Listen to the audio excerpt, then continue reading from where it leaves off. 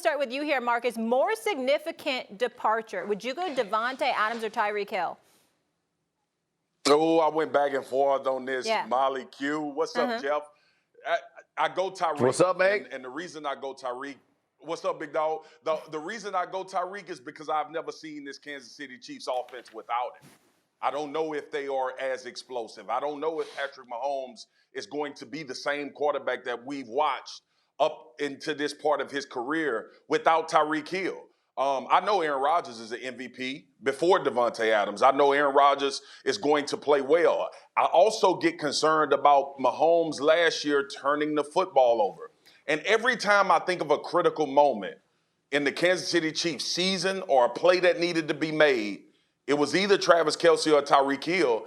And I'm not sure if Kelce's ability to operate was because of 10 being out there and his ability to get over the top of defenses and take over games, not only with speed, but just putting the ball in his hands. So, look, I know what Davante means to Green Bay. I understand how him and Aaron Rodgers had that cohesion and that synergy, and I know it's a huge loss. But when I look at this Kansas City Chiefs offense and I think about where they've been, and sometimes their I won't say inability, their stubbornness not to run the football, which I saw Green Bay go to Arizona when Arizona was hot during the season last year without Davante Adams and a number of wide receivers and was still able to manage and win that football game. I just don't know that about Kansas City because I have not seen them without Tyreek Hill and Patrick Mahomes in that offense creating fear in the heart of people, because not only do you have to worry about him, you got to worry about Travis Kelce underneath, which I think benefits a lot from having Tyreek Hill on that roster.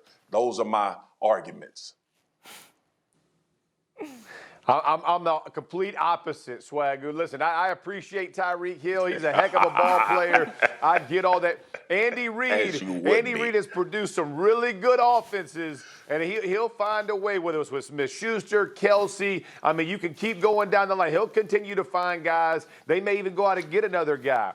Green Bay is at a completely different point for an organization. It is win now, win now, win now. And when you let the greatest tandem between QB and receiver in the league and you let 50% of that walk out the door, that's a big problem, and it's extremely significant. And here's the thing about Aaron Rodgers.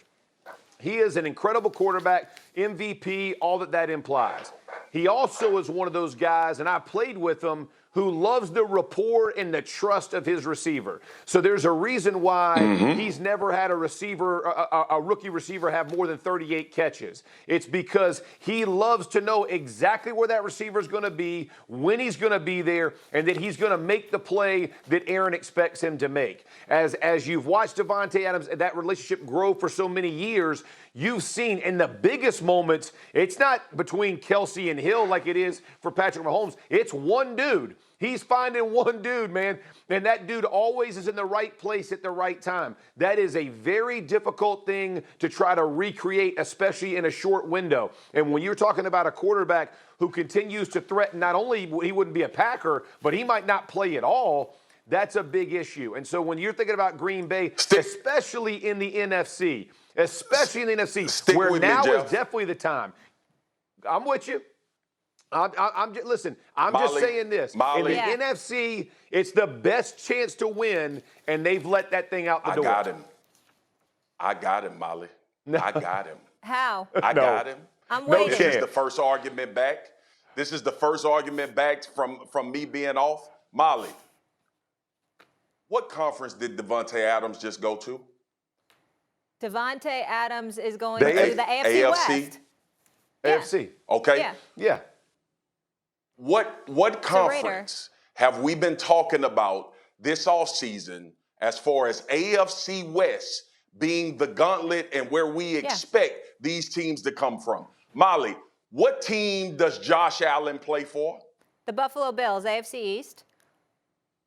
So now you telling me that Patrick Mahomes losing one of the best players at the wide receiver spot in that conference where who we consider the best wide receiver just joined, Russell Wilson is in Denver, Justin Herbert is with the Chargers, we got and Tyreek Hill leaving Kansas City ain't the bigger loss, your gauntlet is way harder than the one Aaron Rodgers is going to have to travel. We haven't had the draft yet, though. Keep in mind, they got 5 picks for that receiver. Molly, so, we ain't talking about the bing, draft. bing, we bing, talking bing, about bing, right bing. now. Well, I'm just saying, we 5 talking picks, about right now. That's a haul. Molly, what's the best conference in football, Jeff Saturday? Listen. What's the best conference in football? Best divisions, AFC West. It don't matter. It's about which team. How is the significance? Hey, listen, Green Bay has a much easier shot at getting to the Super Bowl than Miami, right? Or the Chiefs, right? If you think about AFC versus NFC, does Green Bay have an easier road to get to the Super Bowl than any of those AFC teams?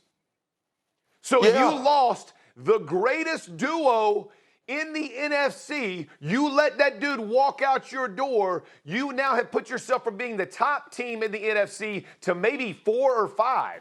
And you can't expect that same relationship to grow because you don't have those same picks that Kansas City has. And I understand Green Bay is sitting where they want to. They can go, they can compete. It's an arms race. But Aaron Rodgers takes time to build that rapport as opposed to Andy Reid getting back to that philosophy of getting the ball out of his hands and being on time. That's where the turnovers were created last year for Mahomes.